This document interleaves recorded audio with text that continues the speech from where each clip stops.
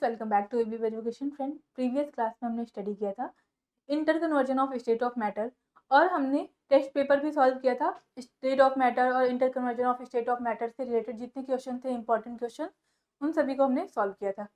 आज की क्लास में हम डिस्कस करेंगे effect of temperature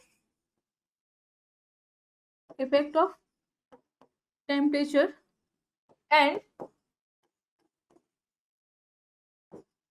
pressure on state of matter.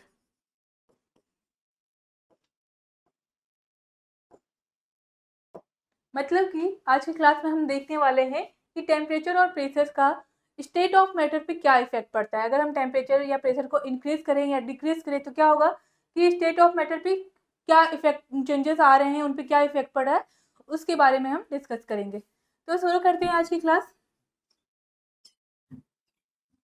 आज की क्लास को शुरू करने से पहले मैं आप सबके लिए एक फ्लो चार्ट बना देती हूँ inter conversion of state of matter की, जिससे आपको inter conversion of state of matter में हमने क्या क्या स्टडी किया था वो सारी चीज़ें इजीली समझ में आ जाए। अगर किसी ने क्लास नहीं देखी हो तो वो भी समझ जाएगा कि इस सारी प्रोसेस को हम क्या क्या कहते हैं। ठीक है, इस फ्लो चार्ट से। तो हमने यहाँ पे देखा था कि सॉलिड जो है वो लिक्विड में कैसे कन्वर्ट होता है, लिक्विड जो है वो गैस में कैसे कन्वर्ट होता है। ठीक है, तो यहाँ पे हम देखेंगे कि सॉलिड जो है उसका लिक्विड में कन्वर्जन को हम क्या कहते हैं, मेल्टिंग कहते हैं या फिर फ्यूजन कहते हैं। ठीक है, और लिक्विड का सॉलिड में कन्वर्जन को हम क्या कहते हैं, फ्रीजिंग कहते हैं या फिर सॉलिडिफिकेशन कहते हैं। ठीक है, आगे देखते हैं। लिक्विड का गैस में कन्वर्जन को हम क्या कहते हैं, वेपराइजेशन कहते हैं। और गैस का लिक्विड में कन्वर्जन को हम क्या कहते हैं, कंडेंसेशन कहते हैं।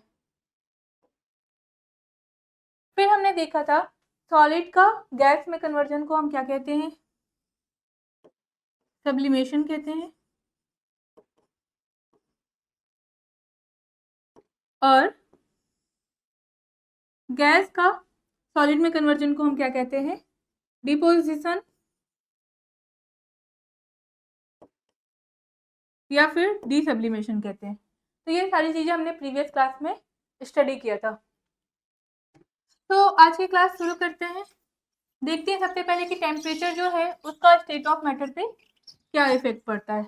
तो हम सभी को पता है कि जो सॉलिड होते हैं उनमें जो पार्टिकल्स हैं वो बहुत ज़्यादा टाइटली पैक्ड होते हैं। लाइक मान लेते हैं ये सॉलिड है, इसमें जो ये पार्टिकल्स हैं वो टाइटली पैक्ड हैं। इनके बीच में लगने वाला जो फोर्स ऑफ अट्रैक्शन है वो बहुत ज़्यादा हाई है। इस वजह से ये जो सारे पार्टिकल्स हैं वो क्या है, टाइटली पैक्ड हैं। इनके बीच में इंटर पार्टिकल स्पेस जो होता है वो ना के बराबर है, बिल्कुल कम है। ठीक है,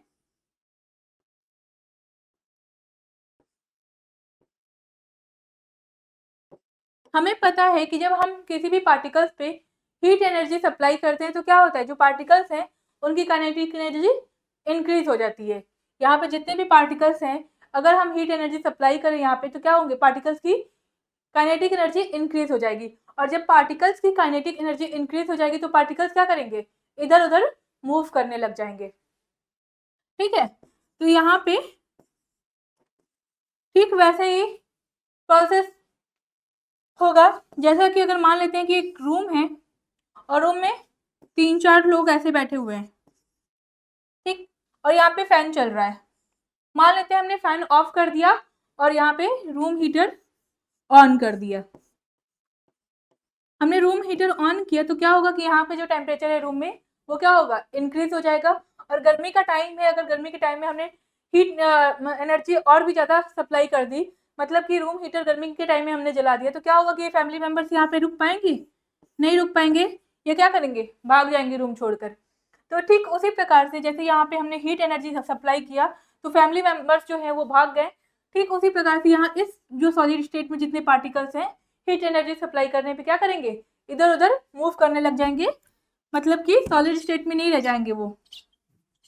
ठीक है, वो या तो लिक्विड स्टेट में चले जाएंगे या फिर गैसियस स्टेट में चले जाएंगे। तो हीट एनर्जी सप्लाई करने पर क्या हो रहा है कि जो सॉलिड है वो अपना स्टेट चेंज कर दे रहा है। अगर हम बात करें लिक्विड की,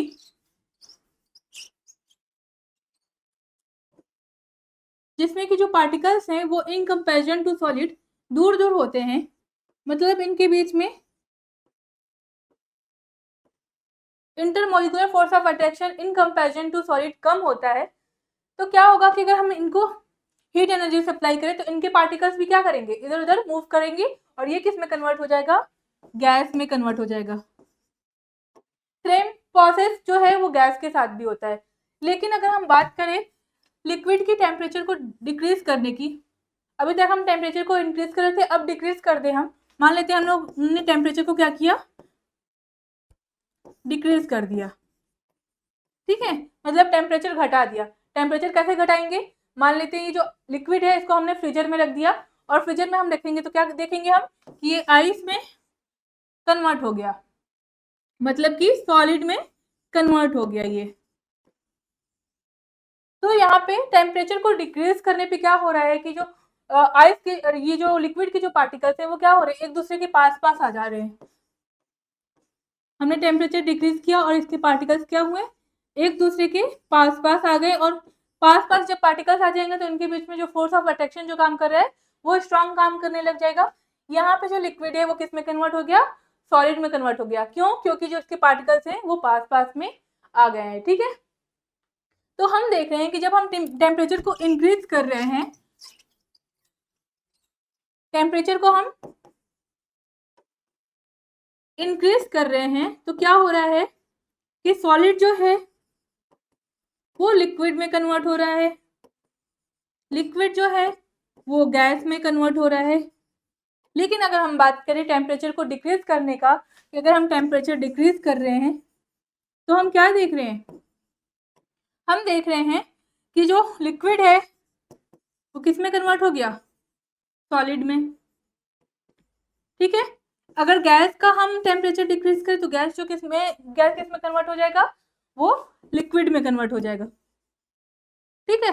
तो टेम्परेचर डिक्रीज करने पे इसका रिवर्स प्रोसेस इन्वॉल्व हो रहा है, ठीक है, इसका रिवर्स प्रोसेस जो है वो होने लग जा रहा है।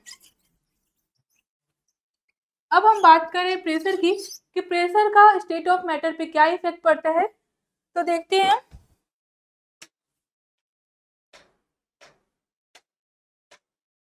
इस इमेज को अगर आप देखो तो इस इमेज में 3 सिलेंडर दिख रहे हैं आपको, एक गैस का है, एक लिक्विड का है और एक सॉलिड का है, ठीक है। इसमें गैस पार्टिकल्स हैं, इसमें लिक्विड पार्टिकल्स हैं, इसमें सॉलिड पार्टिकल्स हैं। सिर्फ अगर हम बात करें गैस सिलेंडर की, यहाँ पे मान लीजिए ये गैस सिलेंडर है, इसमें जो गैस के पार्टिकल्स हैं वो इधर उधर मूव कर रहे हैं, ठीक है। अभी तक ये सिलेंडर है, लेकिन अगर हम इसमें एक पिस्टन लगा दें, क्या करें, अगर हम इसमें एक पिस्टन लगा दें तो क्या होगा,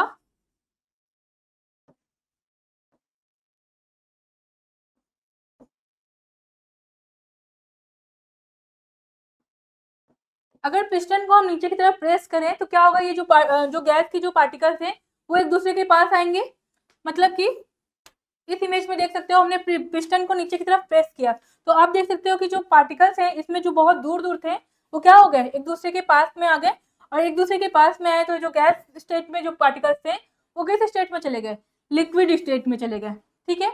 अगर हम पिस्टन को और भी दबाएं और भी कंप्रेस करें, मतलब नीचे की तरफ दबाएं, तो क्या होगा कि जो ये गैसियस लिक्विड स्टेट में जो पार्टिकल्स हैं वो किस स्टेट में आ जाएंगे, सॉलिड स्टेट में आ जाएंगे। क्यों, क्योंकि ये और भी बिल्कुल एक दूसरे के पास में आ गए। आप इस इमेज में देख सकते हो कि सारे जो इसमें जो पार्टिकल्स हैं वो क्या हो गए, एक दूसरे के बहुत ज्यादा पास पास में आ गए। तो इस वजह से पहले गैस जो है वो लिक्विड में कन्वर्ट हुआ और लिक्विड जो है वो सॉलिड में कन्वर्ट हुआ, ठीक है। लेकिन अगर हम बात करें प्रेशर को कम करने की, यहाँ पे मान लेते हैं कि हमने सॉलिड को प्रेशर देके दबाया हुआ है, जितने पार्टिकल्स हैं वो सारे एक दूसरे के साथ दबे हुए हैं। अब हम क्या करें, पिस्टन को ऊपर की तरफ ले जाएं तो अगेन क्या होंगे, जो सॉलिड पार्टिकल्स हैं वो फ्री होने लग जाएंगे एक दूसरे से और फ्री होके किस में कन्वर्ट होंगे, लिक्विड में कन्वर्ट होंगे, ठीक है। और लिक्विड यहाँ पे भी पिस्टन को और ऊपर की तरफ हम ले जाए तो आप देखोगे कि लिक्विड जो है वो किस में कन्वर्ट हो गया, गैस में कन्वर्ट हो गया। तो यहाँ पे भी रिवर्स प्रोसेस इन्वॉल्व हो रहा है, मतलब कि अगर हम प्रेशर को बढ़ा रहे हैं तो गैस जो है वो किस में कन्वर्ट हो रहा है, लिक्विड में, और लिक्विड जो है वो किस में कन्वर्ट हो रहा है, सॉलिड में। और अगर प्रेशर को हम कम कर रहे हैं तो क्या हो रहा है कि सॉलिड जो है वो लिक्विड में कन्वर्ट हो रहा है और लिक्विड जो है वो गैस में कन्वर्ट हो रहा है। कब, जब हम प्रेशर को डिक्रीज कर रहे हैं, कम कर रहे हैं। और यहाँ पे ये प्रोसेस कब हो रहा है, जब हम प्रेशर को इंक्रीज कर रहे हैं। तो आई होप आपको इतना समझ में आया हो कि प्रेशर का और टेम्परेचर का स्टेट ऑफ मैटर पे क्या इफेक्ट पड़ता है। अगर हम प्रेशर को बढ़ा रहे हैं तो जो गैस है वो लिक्विड में कन्वर्ट हो रहा है, लिक्विड जो है वो सॉलिड में कन्वर्ट हो रहा है। सिमिलरली अगर प्रेशर को हम डिक्रीज कर रहे हैं, घटा रहे हैं, तो क्या हो रहा है कि सॉलिड जो है वो लिक्विड में कन्वर्ट हो रहा है, लिक्विड जो है वो गैस में कन्वर्ट हो रहा है, ठीक है। हम सभी के घर में एलपीजी गैस है, एलपीजी गैस सिलेंडर है जिसपे कि हम खाना बनाते हैं। आप सबने देखा होगा कि उस गैस में लिक्विड होता है, जो गैस है उसको कंप्रेस करके लिक्विड में कन्वर्ट किया गया होता है, ठीक है। तो उस पे भी जो इफेक्ट है वो टेम्परेचर और प्रेशर का ही होता है। टेम्परेचर और प्रेशर की वजह से ही हम उसको पार्टिकल्स को एक दूसरे के पास कर देते हैं और लिक्विड में कन्वर्ट कर देते हैं, ठीक है। तो वो भी एक एग्जांपल है इफेक्ट ऑफ टेम्परेचर और प्रेशर का स्टेट ऑफ मैटर पे। और भी एग्जांपल देखें हम, air contains mostly nitrogen and oxygen gases. Air जो है उसमें मैक्सिमम जो ऑक्सीजन और नाइट्रोजन गैस होता है। When pressure is increased and temperature is decreased, अगर प्रेशर को बढ़ा दिया जाए और टेम्परेचर को घटा दिया जाए तो एयर जो है वो किस में कन्वर्ट हो जाता है, लिक्विड स्टेट में। एयर किस फॉर्म में होता है, गैसियस स्टेट में होता है। लेकिन अगर हम टेम्परेचर को घटा दें और प्रेशर को बढ़ा दें तो क्या होगा कि जो एयर है वो लिक्विड स्टेट में आ जाएगा। सिमिलरली अभी हमने एलपीजी का एग्जांपल समझा था। LPG cylinder contain cooking gas in liquid state at high pressure, under normal condition it is gas. जो एलपीजी गैस होता है, एलपीजी गैस जो होता है वो गैसियस स्टेट में होता है, लेकिन उसको हाई प्रेशर पर लिक्विड में कन्वर्ट किया गया होता है। Even the hardest rock under the earth crust melt at very high temperature and high pressure. Therefore, the matter changes its state respective to energy applied to it. The following figure explain how the matter changes its state whenever the energy is applied. इस image में आप देख सकते हो कि जब भी energy को अप्लाई किया जाता है तो मैटर जो है वो कैसे अपना स्टेट चेंज करता है। लाइक यहाँ पे आइस है, आइस पे हमने हीट एनर्जी अप्लाई किया तो आइस जो है वो किस में कन्वर्ट हो गया, लिक्विड में कन्वर्ट हो गया, वाटर में कन्वर्ट हो गया, ठीक है। वाटर को अगर हमने हीट एनर्जी सप्लाई किया तो वाटर जो है वो वेपर में कन्वर्ट हो गया। इस प्रोसेस को हमने मेल्टिंग का नाम दिया, इस प्रोसेस को हमने इवापोरेशन का नाम या वेपराइजेशन का नाम दिया, ठीक है। अब देखते हैं ये जो वेपर में जो गैस है, गैसियस स्टेट में जो वेपर है उसको अगर हम उसका टेम्परेचर अगर डिक्रीज करें, हीट एनर्जी रिमूव करें तो क्या होगा कि ये जो है वो लिक्विड में कन्वर्ट हो जाएगा और जिस प्रोसेस को हम कंडेंसेशन कहते हैं। और ये जो लिक्विड है इसका टेम्परेचर अगर हम रिमूव करें इस पे से, सॉरी टेम्परेचर अगर हम डिक्रीज करें मतलब कि हीट एनर्जी हटा दें इस पे से, तो क्या होगा कि ये जो लिक्विड है वो किस में कन्वर्ट हो जाएगा, आइस में कन्वर्ट हो जाएगा और इस प्रोसेस को हम फ्रीजिंग कहते हैं। तो आई होप आपको समझ में आया होगा कि टेम्परेचर और प्रेशर का स्टेट ऑफ मैटर पे क्या इफेक्ट पड़ता है। आज के लिए सिर्फ इतना ही, मिलते हैं कल एक नए क्लास में जिसमें हम डिस्कस करेंगे इवापोरेशन के बारे में। हम समझेंगे कि बॉइलिंग और इवापोरेशन में डिफरेंस क्या होता है, ठीक है। तो मिलते हैं कल, तब तक के लिए bye bye, see you tomorrow.